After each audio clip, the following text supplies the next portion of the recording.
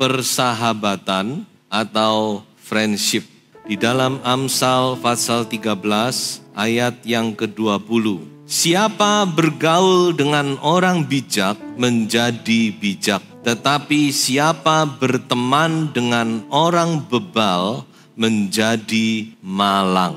Kita manusia sebagai makhluk sosial, maka kita perlu satu pergaulan. Kita perlu sahabat, kita perlu teman.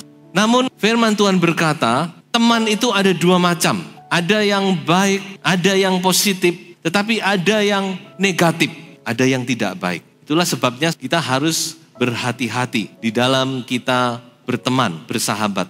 Tidak boleh kita pukul rata semua. Oh, asal teman, asal punya banyak teman. Memang punya banyak teman itu menyenangkan. Tetapi karena ada dua macam teman ini, maka kita harus juga memilih, berhati-hati.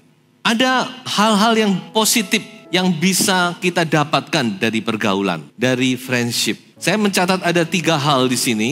Yang pertama, pergaulan itu bisa membuat kita betah. Kita bisa merasa enjoy di satu komunitas.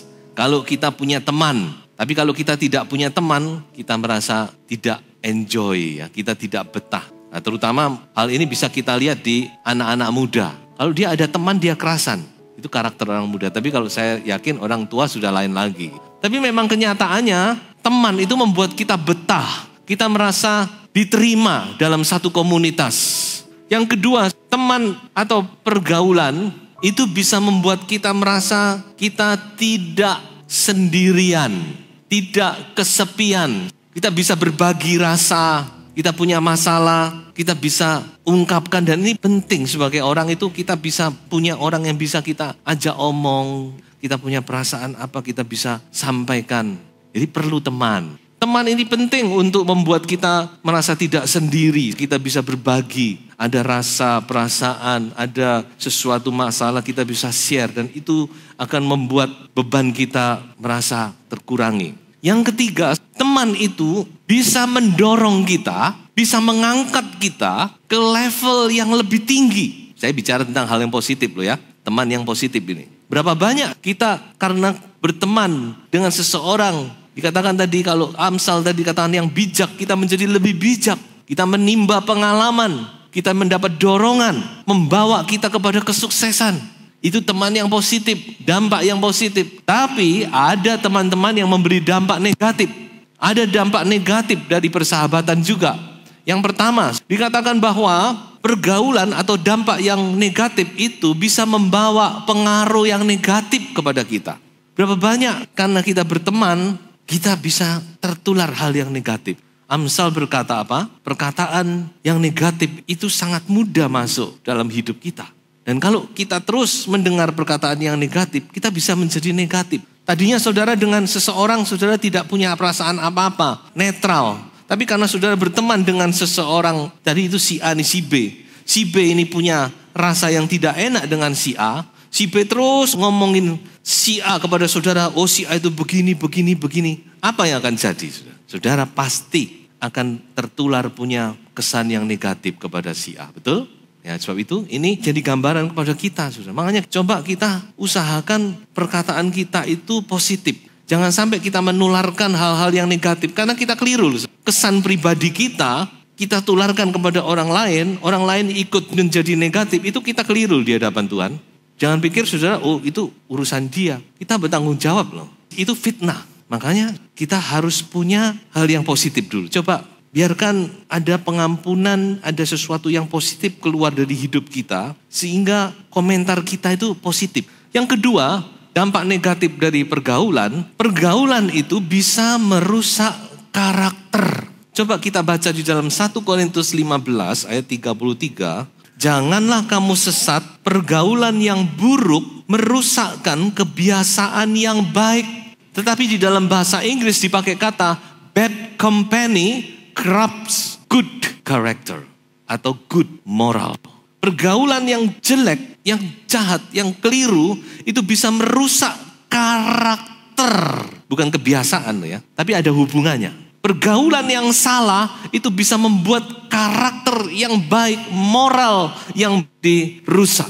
Nah ini merusak karakter. Lalu apa hubungannya kebiasaan dengan karakter? Kalau dalam bahasa Indonesia kan kebiasaan, tapi bahasa Inggris karakter, moral. Lalu apa hubungannya? Coba saya berikan satu ayat di dalam Amsal 22 ayat 24 dan 25. Janganlah berteman dengan orang yang lekas gusar. Jangan bergaul dengan seorang pemarah. Supaya kamu jangan menjadi apa? Biasa.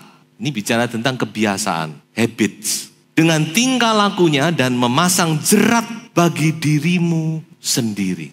Para ahli jiwa berkata bahwa karakter itu dibentuk dari kebiasaan. Habits itu membuat karakter. Kalau saudara biasa keras kepada anak, saudara mendidik dengan cara yang keras, saya percaya anak saudara akan jadi anak yang keras. Makanya firman Tuhan berkata jangan bergaul dengan orang pemarah. Saudara kalau mempunyai sifat pemarah, saudara harus minta sungguh-sungguh kepada Tuhan. Jangan saudara biarkan. Habits akan membuat satu karakter. Jangan bangga dengan hal-hal yang negatif ini. Karena ini akan membentuk habits, kebiasaan. Dan kebiasaan yang terus-menerus itu akan menjadi satu karakter. Kalau sudah jadi karakter, sudah sulit. Kalau masih habits, masih oke lah. Walaupun mengubah kebiasaan juga tidak mudah. Tapi masih bisa diubah. Mungkin ganti lingkungan dia akan berubah. Tapi kalau sudah membentuk jadi karakter, jarum gedung rusak karakternya, rusak moralnya. Wah itu benar-benar perlu pergumulan, perlu satu kemurahan Tuhan, perlu doa puasa itu. Ya inilah dampak negatif dari pergaulan. Makanya adalah bijak kalau Bapak Ibu sebagai orang tua juga melihat dengan siapa anak saya bergaul. Kita beritahu anak kita, kalau memang dia bergaul dengan orang yang salah kita beritahu. Yang ketiga, dampak negatif dari pergaulan yang salah itu bisa mencelakakan. Firman Tuhan, kalau saudara baca di 2 Samuel 13, di situ ada cerita tentang Amnon dan Yonadab. Sepupu ini, saudara sepupu. Amnon ini anaknya Daud, Yonadab ini anaknya Simei kakaknya Daud. Apa yang terjadi? Amnon bersahabat dengan orang yang keliru, dia mendapat nasihat yang keliru, akhirnya Amnon memperkosa adik tirinya sendiri. Dan akibat yang harus ditanggung oleh Amnon adalah kematian. Karena kakak dari adik tirinya Absalom dia sangat marah dan akhirnya dia bunuh Amnon. Dosa yang dihasilkan harus ditanggung oleh Amnon dengan kematian. Karena nasihat dari seorang sahabat dalam tanda kutip yang bernama Yonadab. Kemudian ada lagi cerita tentang Yosafat, seorang raja yang saleh. Namun sayang dia bersahabat dengan Ahab, seorang raja yang fasik. Dan hampir persahabatannya itu memakan nyawanya dalam satu peperangan. Untung Tuhan itu masih sayang kepada Yosafat. Dalam keadaan yang kritis, Yosafat berseru kepada Tuhan. Dan Tuhan lindungi dia selamat. Tapi dia hampir sudah di ujung tanduk ini. Dan masih banyak lagi cerita-cerita. Tetapi di dalam Alkitab kita juga menemukan adanya sahabat yang luar biasa juga. Namun sebelumnya mari kita baca ayat ini. Seorang sahabat menaruh kasih setiap waktu dan menjadi seorang saudara dalam kesukaran. Seorang sahabat itu mengasihi setiap waktu dalam segala waktu. Dan dia adalah seorang saudara di dalam kesukaran. Saya akan berbicara tentang satu persahabatan yang luar biasa yang dicatat dalam Alkitab. Daud dan Yonatan.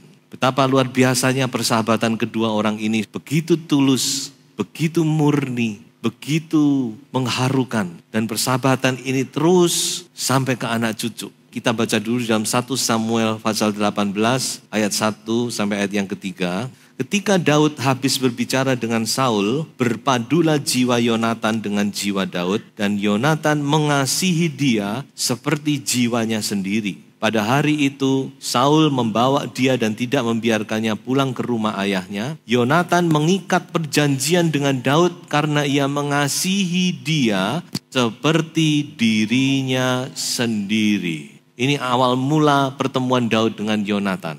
Ini persahabatan.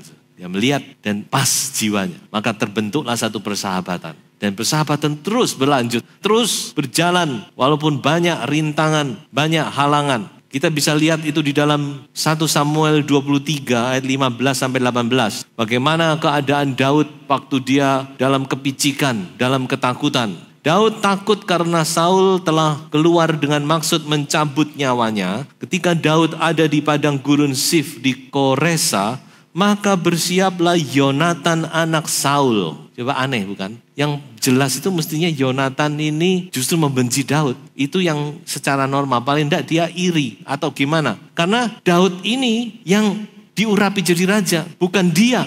Tapi coba saudara perhatikan. Maka bersiaplah Yonatan anak Saul lalu pergi kepada Daud di Koresa. Ia menguatkan kepercayaan Daud kepada Allah. Daud dalam keadaan kepicikan, ketakutan, dia gamang dengan nasibnya, dengan masa depannya. Karena Saul begitu bernafsu untuk membunuh dia. Beberapa kali dia sudah terancam untuk dibunuh. Dia sangat ketakutan. Imannya mungkin saat itu sedang goyah. Tapi datanglah yang namanya sahabat, yang namanya Yonatan. Dia datang kepada Daud. Dia kuatkan Daud. Imannya diteguhkan. Inilah seorang sahabat. Dan berkata kepadanya, janganlah takut. Sebab tangan ayahku Saul tidak akan menangkap engkau. Engkau akan menjadi raja atas Israel. Dan aku akan menjadi orang kedua di bawahmu. Juga ayahku Saul telah mengetahui yang demikian itu.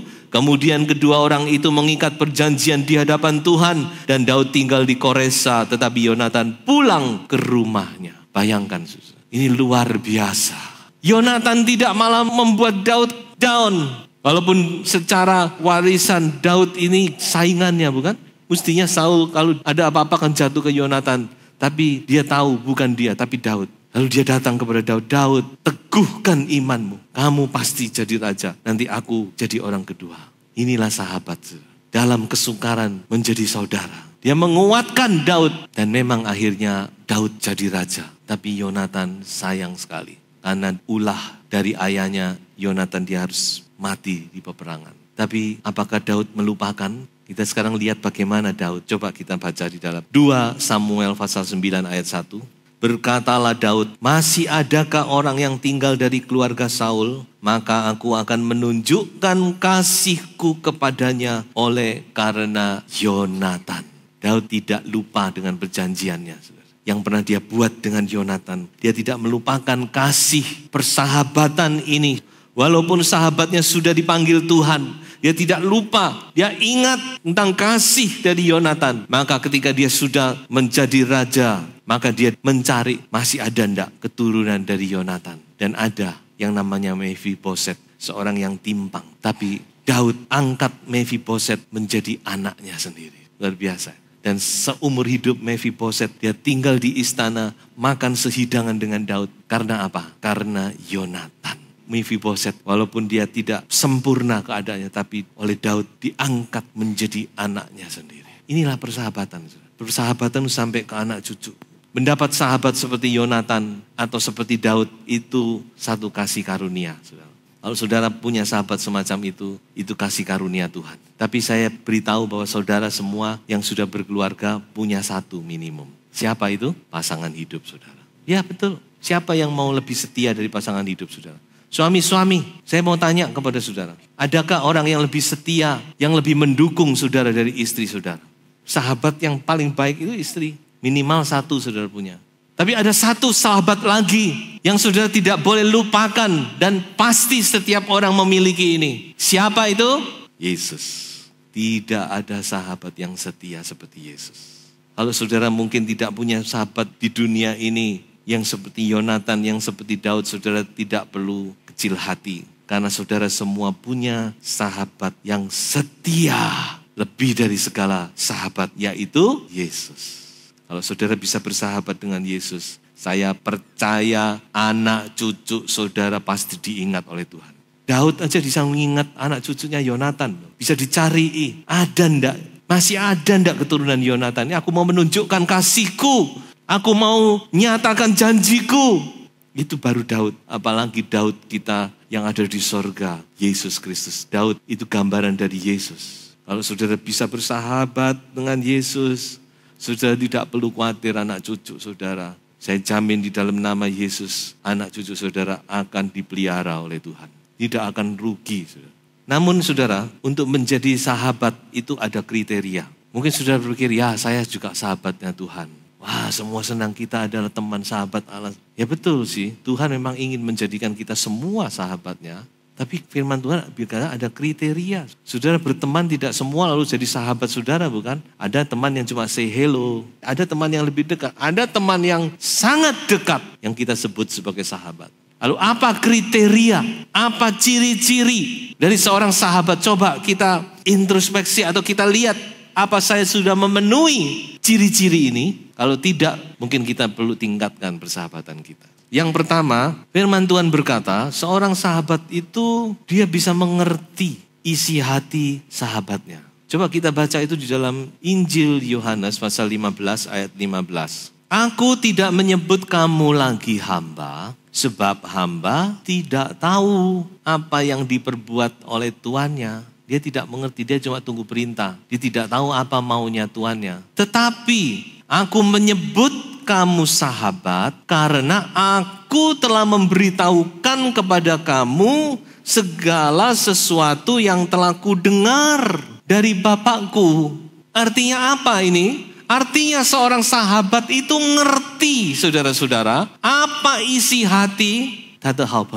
Dia ngerti sekali apa keinginannya. Istri saya sangat mengerti keinginan saya, saudara-saudara. Seorang sahabat itu dia mengerti. Dan Yesus berkata, aku sudah memberitahu kepadamu.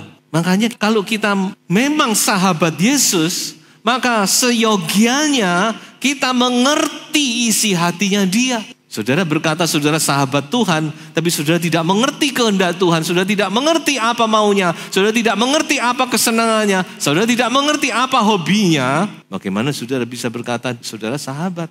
Sahabat itu tahu paling tidak. Saudara yang punya teman-teman dekat, saudara tahu bukan apa makanan kesukaan teman saudara, betul? Pasti tahu. Nah ini salah satu kriteria. Lalu bagaimana kita bisa mengerti isi hatinya Tuhan, isi hatinya Yesus? Coba kita lihat, Yesus sudah berkata, aku sudah memberitahu loh. Amsal pasal 7 ayat 1-4 berbunyi demikian. Hai anakku, berpeganglah pada perkataanku dan simpanlah perintahku dalam hatimu. Berpeganglah pada perintahku dan engkau akan hidup. Simpanlah ajaranku seperti biji matamu. Tambatkanlah semuanya itu pada jarimu dan tulislah itu pada loh hatimu. Katakanlah kepada hikmat, engkaulah saudaraku, engkaulah sahabatku, dan sebutkanlah pengertian itu sanakmu.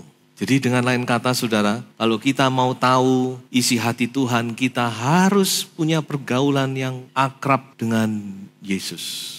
Kita harus punya pergaulan yang lebih akrab lagi dengan firman Tuhan. Karena Tuhan Yesus berkata apa? Aku sudah memberitahu isi hatiku kepadamu, sahabatku. Jadi kalau saudara bilang saya tidak tahu, bagaimana saya bisa tahu isi hati Tuhan? Tuhan berkata, aku sudah memberitahu. Lalu dikatakan di dalam Amsal apa?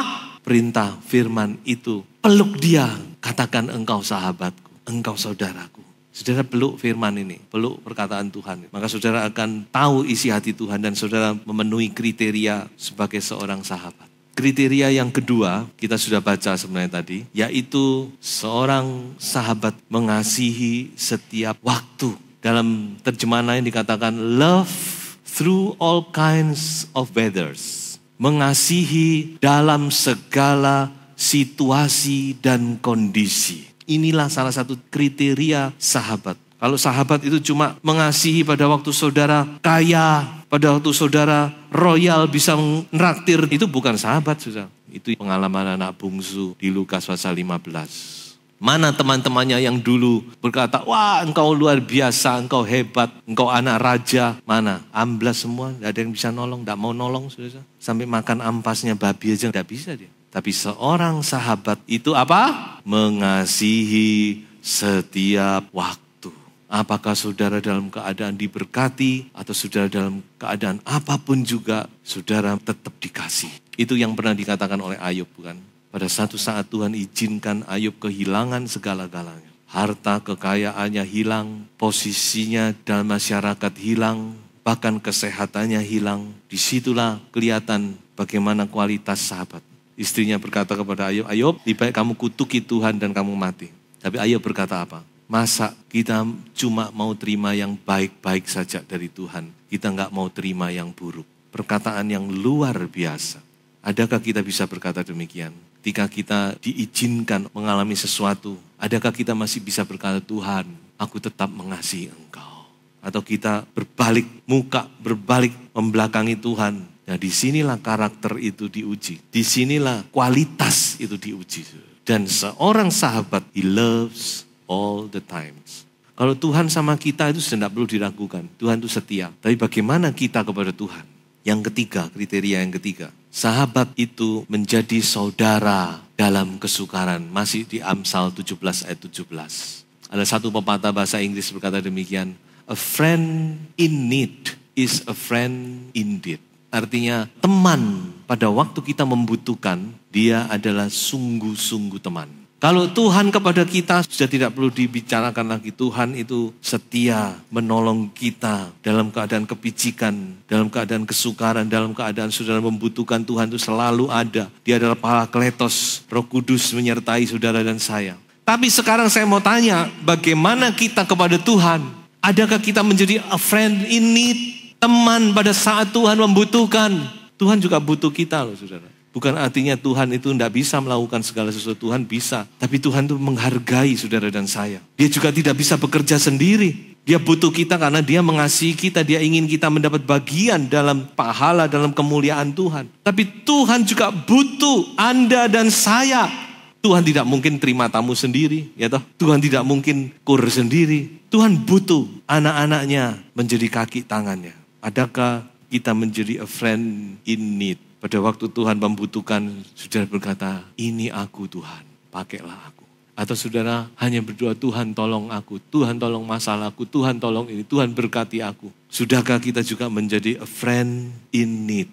Saudara dalam kesukaran. Tentu Tuhan tidak akan alami kesukaran.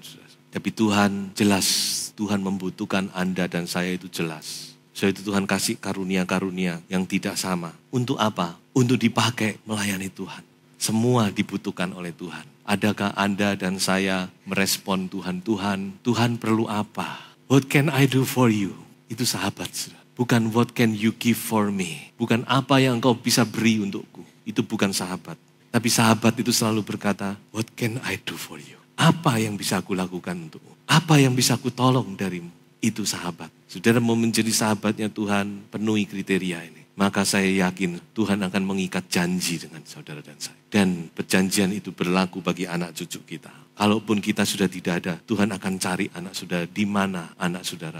Untuk menunjukkan kasih kepadanya. Ya, Daud ini gambaran Yesus memang. Jelas mengasihi saudara dan saya. Apa yang sudah diperbuat oleh Daud kita. Mari kita baca di dalam Injil Yohanes 15 ayat 13. Tidak ada kasih yang lebih besar daripada kasih seorang yang memberikan nyawanya untuk sahabat-sahabatnya. Lalu kalimat pertama dari ayat 14 berkata, kamu adalah sahabatku. Sahabat kita sudah menunjukkan kasihnya dan kasih yang terbesar. Yaitu dia memberikan nyawanya untuk sahabat-sahabat. Tuhan juga minta kita untuk belajar memberikan nyawa kita. Memang tidak mudah, tapi Tuhan akan proses. Tuhan ingin menjadikan kita menjadi sahabat-sahabatnya. Biarlah kita menjadi sahabat-sahabat Tuhan yang setia. Tuhan memberkati.